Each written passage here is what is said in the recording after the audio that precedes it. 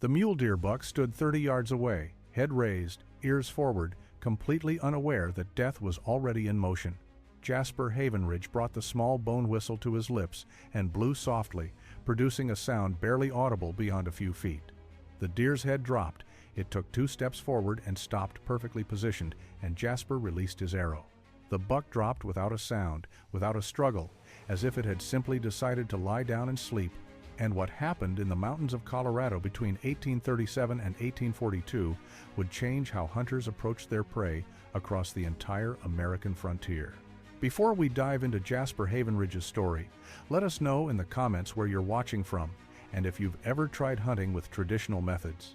And if stories about frontier innovation and wilderness survival move you, hit that subscribe button, because tomorrow's episode reveals an even more unbelievable technique from the mountain man era.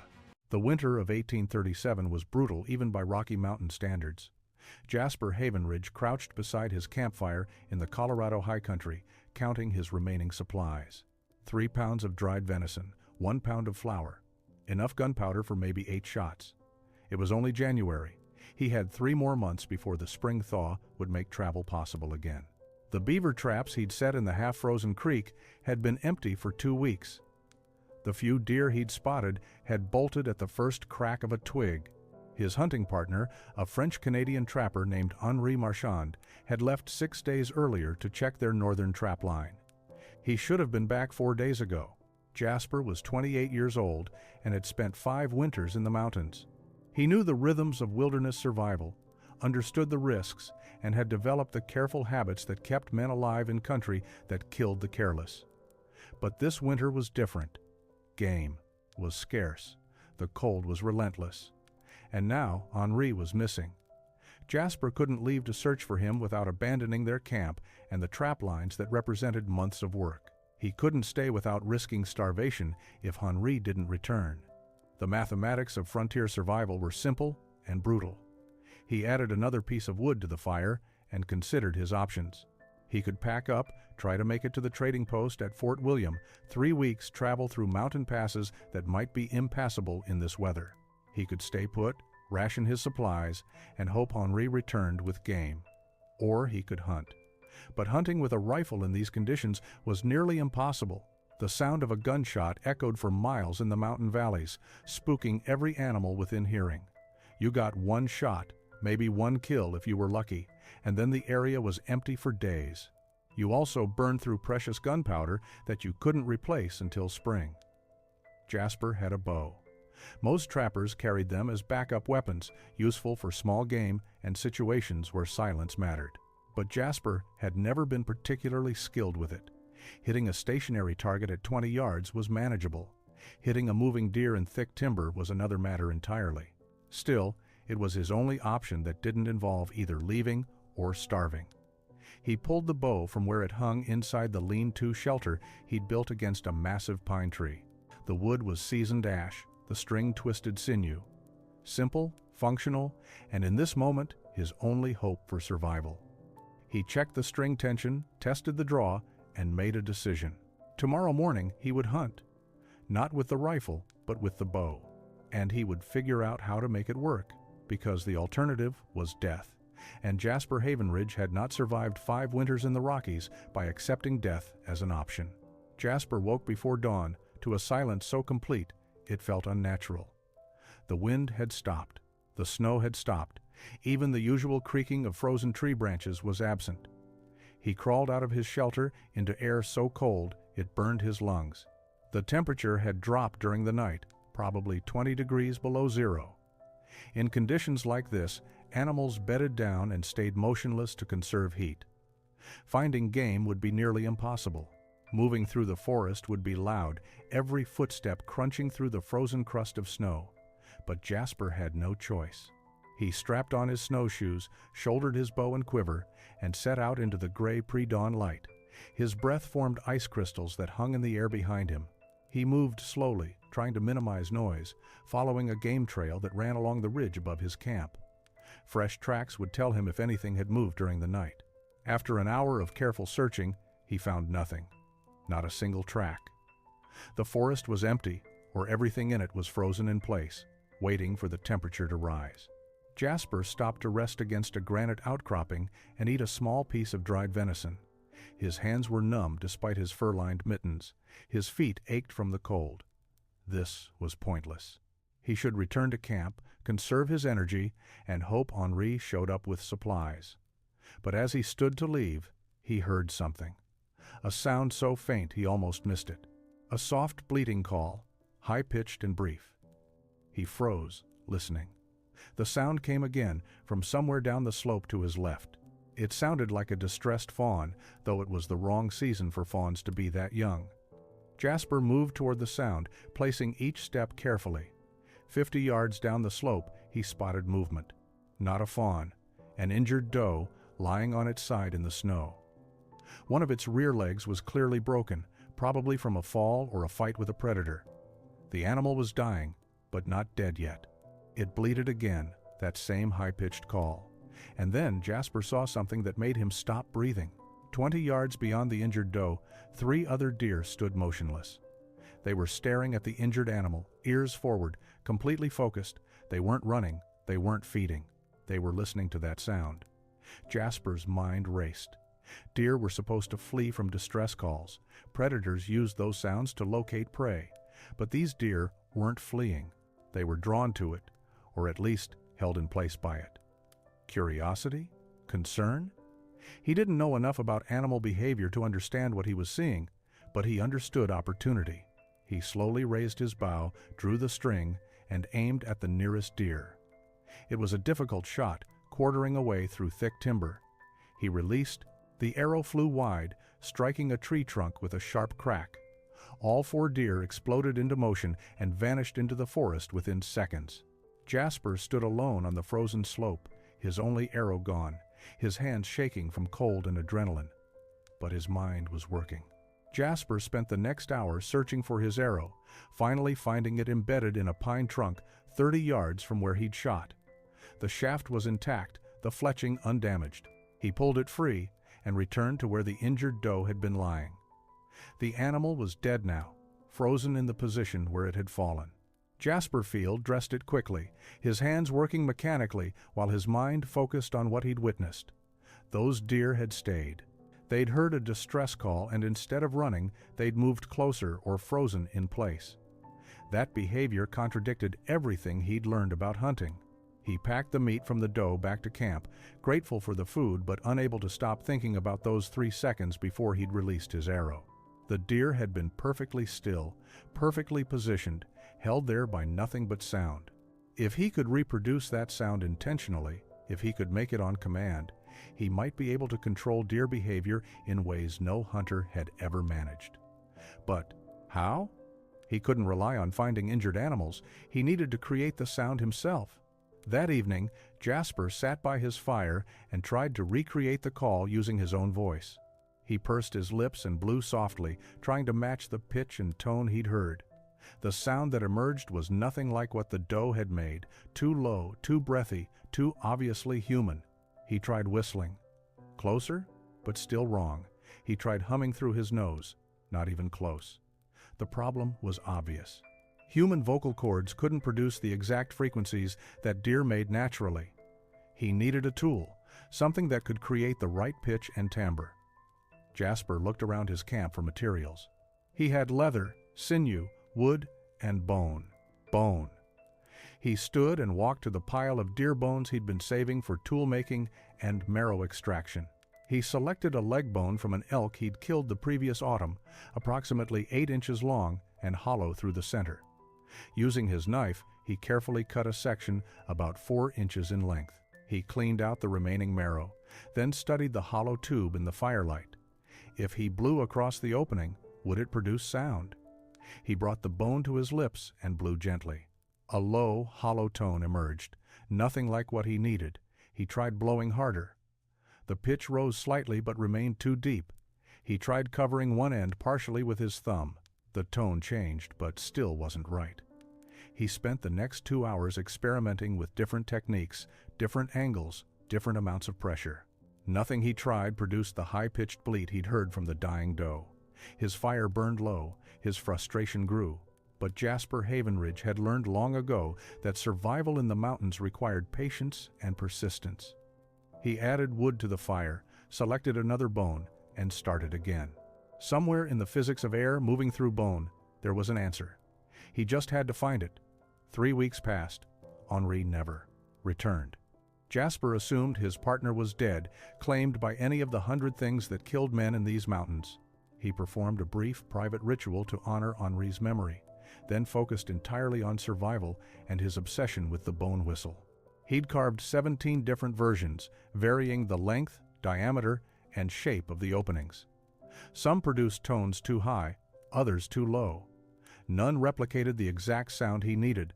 The meat from the dough was gone. His flour was gone. He was burning through his emergency supplies at an unsustainable rate. On the morning of February 9th, Jasper tried a new approach. Instead of cutting straight across the bone, he carved the opening at an angle, creating a beveled edge similar to a wooden flute he'd seen a trader playing at Rendezvous 3 years earlier. He smoothed the edge carefully, then carved a small hole near the opposite end. When he brought this version to his lips and blew softly, the sound that emerged made him freeze. High-pitched, sharp. Not exactly the distress call, but closer than anything he'd managed before. He experimented with covering and uncovering the hole with his finger. The pitch changed dramatically. He tried different breath pressures. The tone shifted. After an hour of practice, he could produce 3 distinct sounds, one of which was remarkably similar to the dying doe's bleat. Jasper packed his gear and headed into the forest, the bone whistle hanging from a leather cord around his neck. He moved to a dense stand of spruce where he'd seen deer tracks 2 days earlier. The snow was deep here, the visibility limited. Perfect conditions for an ambush if he could make the call work. He positioned himself downwind behind a fallen log, nocked an arrow, and waited. After 20 minutes, he brought the whistle to his lips and blew softly. The sound seemed impossibly loud in the silent forest. Nothing happened. He waited 5 minutes and tried again. Still nothing. He was about to give up when movement caught his eye. A doe, approximately 40 yards away, moving through the trees toward his position. She stopped, ears forward, staring in his direction. Jasper remained motionless. The doe took 3 more steps forward. Jasper blew the whistle again, softer this time. The doe's ears twitched. She took another step, then another.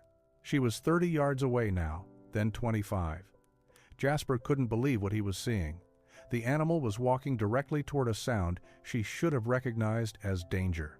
But she wasn't running. She was curious, or confused, or responding to some instinct Jasper didn't understand. At 20 yards, the doe stopped broadside. Jasper drew his bow slowly, the movement hidden behind the fallen log.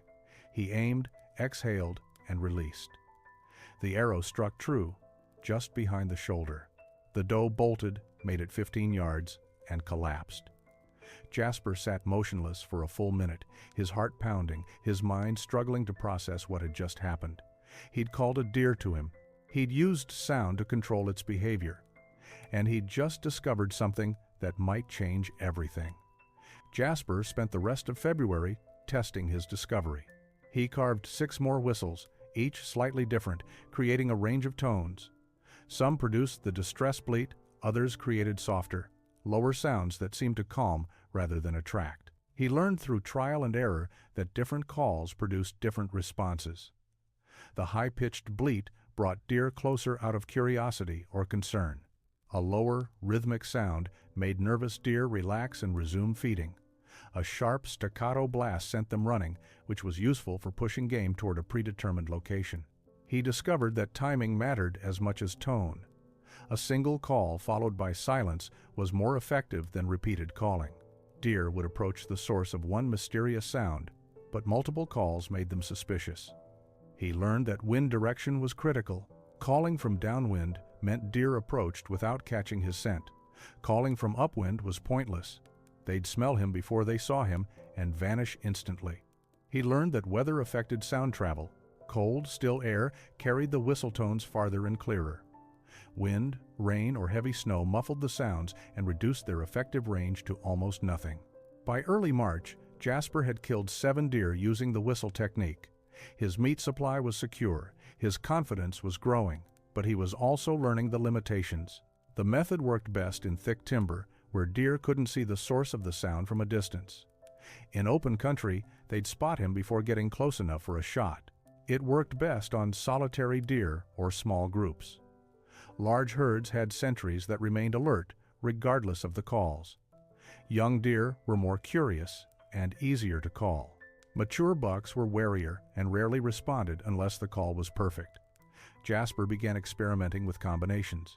He'd use the distress call to stop a moving deer, then switch to the calming tone to keep it in place. He'd use the staccato blast to push deer from one area toward another, where he'd positioned himself for an ambush. He started carving finger holes into his whistles, allowing him to create multiple tones from a single instrument. This was more versatile than carrying several separate whistles and allowed him to adjust his calls in real time based on deer reactions. The technique required patience and observation.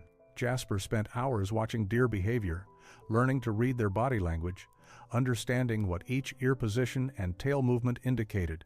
He learned that a deer with its tail relaxed and ears rotating was calm and might respond to calls. A deer with its tail up and ears locked forward was already suspicious and would bolt at any wrong move. He learned that does with fawns were more responsive to distress calls, probably due to maternal instinct. Bucks, during the rut, were more aggressive and less cautious, making them easier targets but also more dangerous if they decided to charge rather than flee. By the time the snow began melting in late March, Jasper had refined his technique to the point where he succeeded more often than he failed. The bone whistle had become as essential to his survival as his knife or his bow. Spring arrived in the high country by mid-April. The creeks swelled with snowmelt, the beaver traps produced pelts again, and Jasper prepared for the long journey to the summer rendezvous.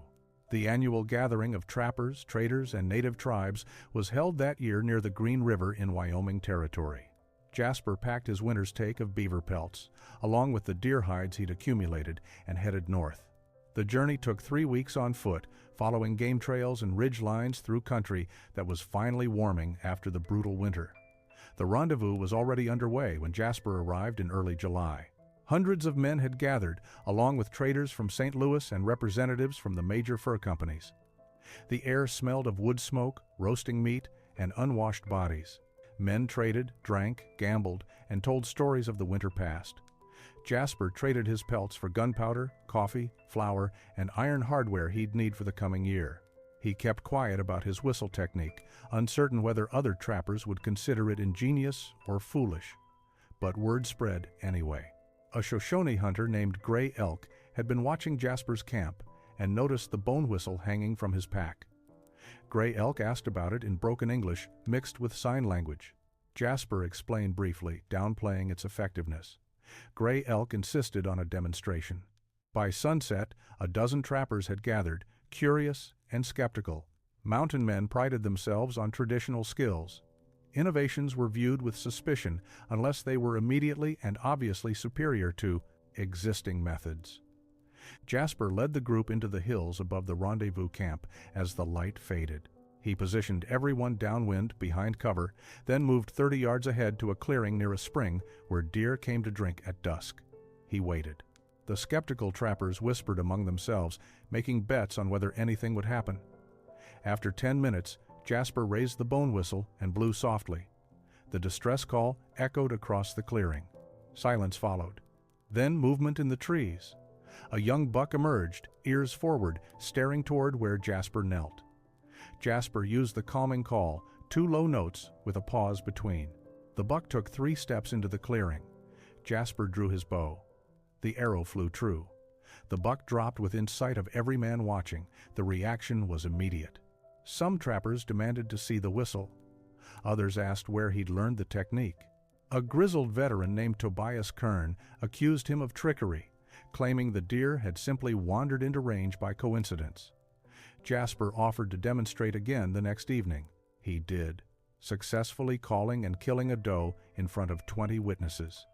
By the end of rendezvous, a dozen trappers had traded goods for bone whistles Jasper carved during his spare hours. He explained the basics of tone, timing, and wind direction. Some men grasped the technique immediately. Others struggled. But the knowledge was spreading now, moving through the mountain man community like water through stone. The winter of 1839 proved that Jasper's technique was spreading. Trappers who'd learned the whistle method at Rendezvous returned to their territories and refined it further. A man named William Sutcliffe, working the Snake River drainage, discovered that elk responded to deeper tones produced by larger bone whistles carved from moose or elk leg bones. His calls could bring bull elk from distances exceeding 100 yards during the autumn rut. Another trapper, Jacob Wheaton, found that antelope responded to very high-pitched sounds almost beyond human hearing range, produced by small, thin bird bone whistles. The technique evolved beyond simple distress calls. Hunters learned to mimic feeding sounds, subtle grunts, and chewing noises that suggested safety and abundant food. They learned territorial calls that triggered aggressive responses in rutting males, drawing them into ambush positions. They learned fawn contact calls that brought does running, maternal instinct overriding caution. Each variation required different whistle designs, different tones, and different timing. The original concept Jasper had discovered was becoming a sophisticated system of acoustic manipulation. Not everyone succeeded with the method. Some trappers lacked the patience required for careful stalking and calling. Others couldn't hear the subtle differences in pitch that determined whether a call attracted or repelled game. A few refused to try, considering the technique dishonorable or unsporting compared to traditional stalking methods. But among those who mastered it, success rates increased dramatically. Men who'd previously relied on rifles and wasted precious ammunition were now taking multiple deer per week, using only bow and whistle. The technique proved especially valuable during periods when gunfire would attract unwanted attention. In territories where hostile tribes were active, the sound of a rifle shot announced a hunter's presence for miles. A bow was silent, but getting close enough to use it effectively had always been the challenge. The whistle solved that problem. Hunters could call game into bow range without revealing their locations. This made hunting safer in contested territories and allowed trappers to operate in areas they'd previously avoided. By 1840, variations of the technique had spread across the Rocky Mountains from New Mexico Territory to Montana. Native hunters, who'd been using various forms of game, calling for generations, recognized the bone whistles as an adaptation of their own knowledge. Some tribes traded their own calling techniques to trappers, teaching them sounds that worked for specific animals in specific seasons. A crow hunter taught Jasper a bull elk challenge call that was devastatingly effective during the autumn rut. A Ute woman showed him how to create a rabbit distress call that attracted coyotes and foxes, whose pelts were valuable in winter markets. The cross-cultural exchange of hunting knowledge was unusual in a period marked by frequent conflict between trappers and native peoples. But practical skills transcended politics. A technique that helped feed your family was valuable regardless of who invented it. The bone whistle became a common tool in camps across the frontier, no longer associated specifically with Jasper Havenridge, but recognized simply as effective technology. The question of why the whistles worked fascinated those who used them. Jasper spent countless hours observing deer behavior, trying to understand the mechanism behind their responses. He noticed that deer reacted differently to calls depending on the season, their age, and whether they were alone or in groups. Young deer were curious about almost any unusual sound. Mature deer were selective, responding only to calls that matched sounds they recognized as safe or interesting. Does with fawns reacted aggressively to certain high-pitched tones, approaching the source to investigate potential threats to their offspring. The physics of the calls mattered as much as the biology. Jasper learned that bone conducted sound differently than wood. Bone whistles produced cleaner, purer tones with fewer harmonic overtones. This made the sounds more similar to actual animal vocalizations. Wood whistles produced warmer, more complex tones that deer recognized as artificial. Metal produced tones that were too sharp and metallic. Bone was the ideal material, not through any mystical property, but simply because its density and structure created the right acoustic characteristics. Temperature affected how sound traveled through air. Cold air was denser and carried high-pitched sounds farther with less distortion. Warm air caused sound waves to bend and scatter, reducing the effective range of calls. Humidity also mattered. Dry air absorbed sound. Moist air transmitted it more efficiently. Jasper learned to adjust his calling technique based on weather conditions, using louder calls on warm, dry days and softer calls when conditions were optimal for sound transmission. The shape of the landscape influenced how deer heard and located sounds. In narrow valleys, sounds echoed and bounced, making it difficult for animals to determine the source location. This worked to the hunter's advantage. Deer would approach cautiously, searching for the sound's origin, giving the hunter time to position for a shot.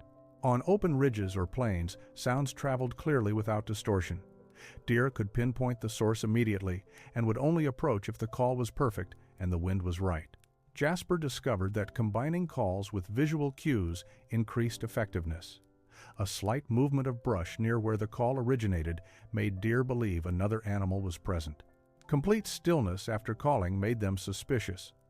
Natural movement, small branches swaying as if an animal had just passed, reinforced the auditory deception. He learned to use his hands to shake nearby vegetation gently while calling, creating a more convincing illusion. The psychology of the animals played the largest role. Deer were social creatures with complex communication systems. They used vocalizations to maintain contact with herd members, warn of danger, and coordinate movement. The whistles exploited these instincts. A fawn distress call triggered protective responses in does. A contact call suggested the presence of other deer, implying safety in numbers. A feeding sound indicated abundant food and low predator presence. The whistles didn't trick deer into ignoring danger. They convinced deer that no danger existed or that investigating a particular sound was worth the risk. By 1842, the bone whistle technique had become standard practice among mountain men throughout the Rockies. Trading posts began stocking pre-made whistles carved by native craftsmen who'd recognized the commercial opportunity. A set of 3 whistles, one for deer, one for elk, and one for antelope, sold for the equivalent of 2 beaver pelts. Instruction in proper calling technique became part of the informal education system by which experienced trappers taught newcomers how to survive in the wilderness. The method was no longer innovation, it was tradition. The impact on hunting success rates was measurable. Trappers who used whistles consistently brought in more game with less ammunition expenditure. This was crucial as the beaver trade declined and men increasingly relied on hunting for survival rather than trapping for profit. The years between 1840 and 1845 saw the collapse of the fur trade as beaver populations crashed and silk replaced felt in hat manufacturing. Many trappers left the mountains, but those who remained needed efficient hunting methods. The whistles provided exactly that. The technique influenced how settlements developed in the region. Early ranches and homesteads relied on hunting to supplement livestock and crops. Settlers learned the whistle method from former trappers and native neighbors. This allowed families to secure meat without the noise and expense of firearms, which was especially important during periods when ammunition was scarce or expensive. A homesteader with a bow and a bone whistle could feed his family year-round without spending money on gunpowder and lead. Military expeditions mapping the Western Territories adopted the technique for provisioning. Army scouts and guides, many of whom were former mountain men, used whistles to hunt quietly while moving through potentially hostile country.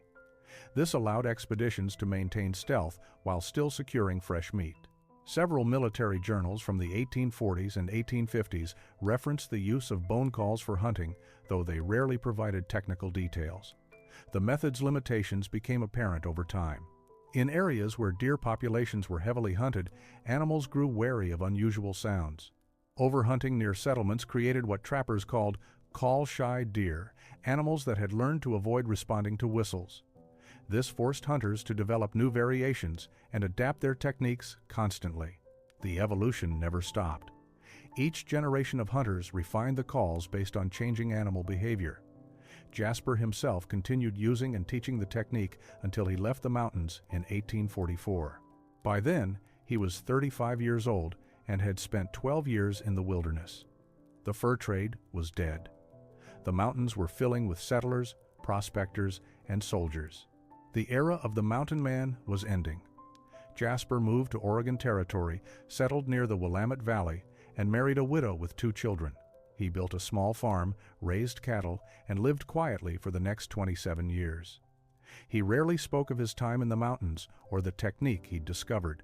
To most who knew him, he was simply another farmer who'd come west during the Great Migration. Jasper Havenridge died in 1871 at the age of 62. His passing was noted in the local Oregon newspaper with a brief obituary that mentioned his service as a trapper in the Rocky Mountains during the 1830s and 1840s. The obituary said nothing about bone whistles or hunting innovations. His family buried him in a small cemetery outside Salem, and within a generation, most details of his life were forgotten. But the technique he'd discovered lived on, carried forward by men who'd never heard his name. By the late 1800s, game calling had become a recognized hunting method across North America. Commercial manufacturers produced deer calls made from wood, metal, and eventually plastic. Modern calls were more sophisticated than Jasper's simple bone whistles, but the principle remained identical. Produce sounds that animals recognize as safe or interesting, call them into range, take the shot. Hunting magazines published articles on calling techniques. Guides taught clients how to use calls effectively. The method had evolved from desperate survival technique to recreational hunting practice. The original bone whistles disappeared. Weather, time, and simple neglect destroyed most of them. A few survived in museum collections, cataloged as Native American artifacts or generic frontier tools with no attribution to specific inventors. Jasper's personal collection, which he'd kept in a wooden box throughout his Oregon years, was thrown away by relatives cleaning out his home after his death. They saw only worthless old bones, not the tools that had saved his life and changed frontier hunting. The broader principles Jasper had discovered extended beyond hunting. The idea that sound could be used to manipulate animal behavior influenced later developments in wildlife management, animal husbandry, and even military tactics. Understanding that creatures respond to specific acoustic frequencies in predictable ways opened entire fields of research. Jasper never knew this. He'd simply been trying to survive a brutal winter without starving. But his observations and experiments contributed to knowledge that expanded far beyond their original context. Modern hunters using electronic game calls or smartphone apps that play recorded animal sounds are using technology. Jasper Havenridge would recognize instantly. The delivery method has changed, but the concept remains the same. Make the sound that brings the animal closer. Wait for the perfect shot. Take it cleanly. The ethics of calling are still debated. Some consider it unsporting. Others view it as simply another tool, no different from camouflage or scent control. Jasper would have found the debate amusing. In his world, honor mattered less than eating. The story of Jasper Havenridge and his bone whistle illustrates how necessity drives innovation. A man facing starvation watched injured deer make sounds that attracted rather than repelled other deer. He recognized the pattern, experimented until he could reproduce it, and created a technique that spread across an entire region. His innovation required no formal education, no sophisticated tools, only observation, persistence, and willingness to try something new. That spirit of practical experimentation defined the mountain man era and left a legacy that still echoes in the mountains where Jasper once hunted, silent, effective, and carved from bone.